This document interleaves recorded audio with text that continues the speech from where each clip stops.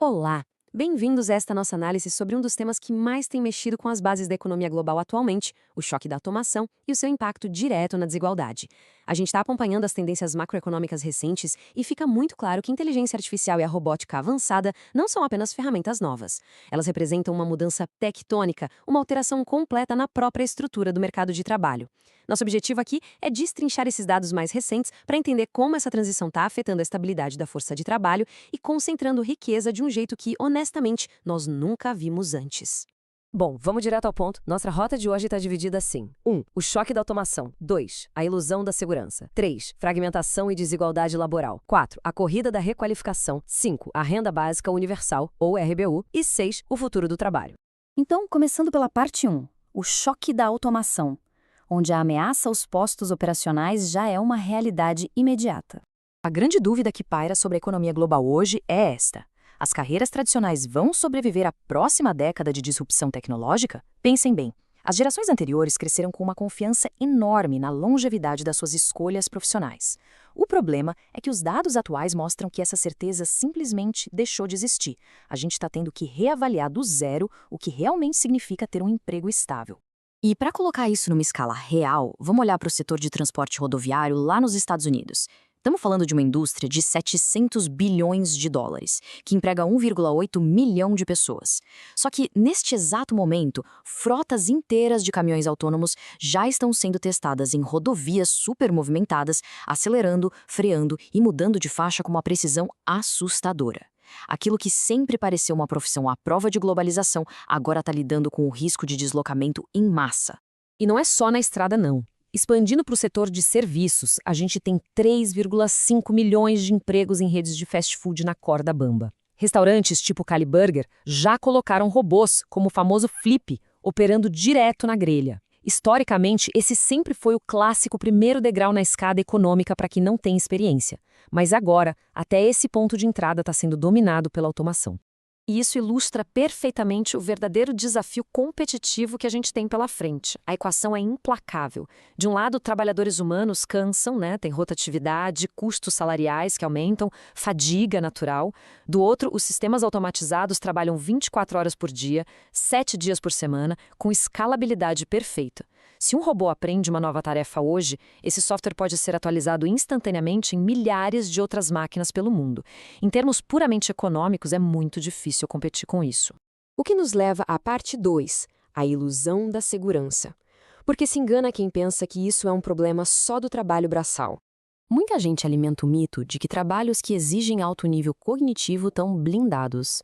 Mas olha só esse dado.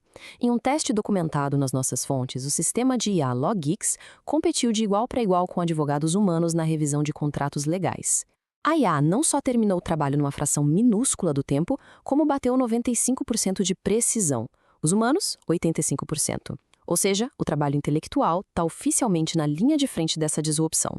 A inteligência artificial não faz distinção de diploma. Em Wall Street, bancos como Goldman Sachs já substituíram grandes alas de operadores por algoritmos e engenheiros. Na medicina, a gente vê robôs cirúrgicos que, em muito pouco tempo, poderão usar aprendizado de máquina para identificar células cancerígenas em tempo real. O julgamento complexo e o reconhecimento de padrões eram os grandes diferenciais da mente humana. Hoje, as máquinas estão assumindo esse papel. Avançando para a parte 3, fragmentação e desigualdade laboral. E aqui a gente entra no sintoma sistêmico mais crítico de tudo isso. Para ancorar essa teoria macroeconômica na vida real, tem uma reflexão do Javi, que trabalha na logística da Amazon. Ele solta a seguinte pergunta: os robôs trabalham para os humanos ou os humanos trabalham para os robôs? Isso bate na veia da perda de agência laboral.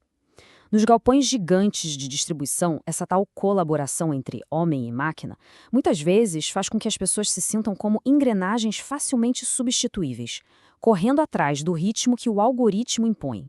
E os números corporativos escancaram essa realidade. As gigantes da tecnologia de hoje alcançam valores de mercado na casa dos trilhões de dólares, engolindo fatias enormes da economia. Mas, se a gente comparar com os gigantes industriais do passado, elas empregam uma parcela minúscula de pessoas.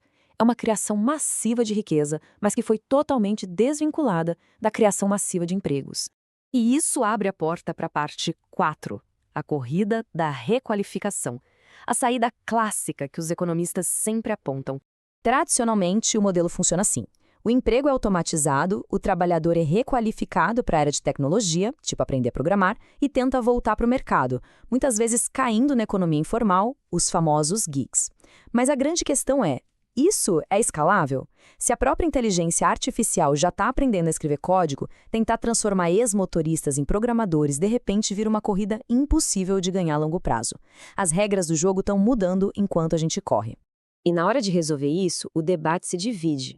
De um lado, a gente vê a abordagem do setor privado, com incentivos para que as empresas assinem compromissos de treinamento de funcionários.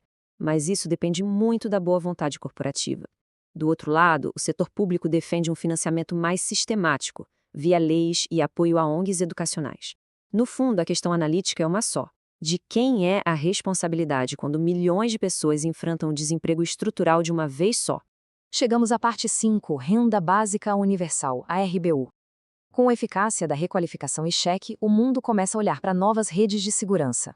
E o ponto crucial aqui é ter clareza sobre o que é a RBU. Estamos falando de um pagamento em dinheiro que é garantido, incondicional e recorrente para todos os cidadãos. A sacada é que isso não é um programa de assistência social tradicional, focado apenas em extrema pobreza ou em quem está desempregado. É um piso financeiro universal. É garantir que, numa era de abundância automatizada, todo mundo tem o básico para sobreviver. E já temos dados reais de pilotos que testaram isso.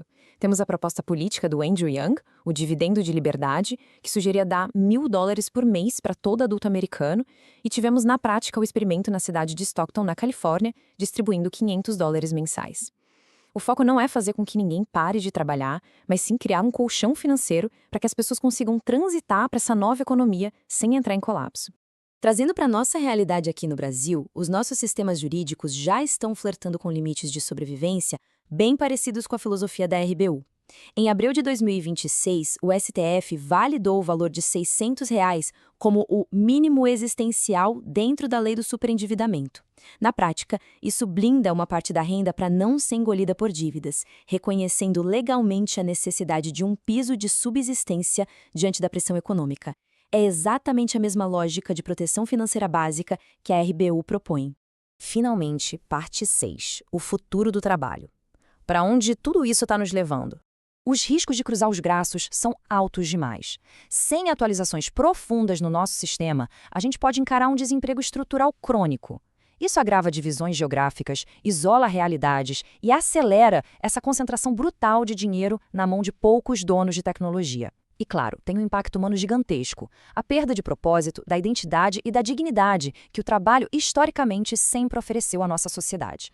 Para encerrar, a gente precisa lembrar que a tecnologia não tem vontade própria. O que define o futuro é o que fazemos com ela. A explosão de produtividade que as máquinas trazem tem sim um potencial enorme de inaugurar uma era de abundância inédita. Mas a grande provocação que fica é esta.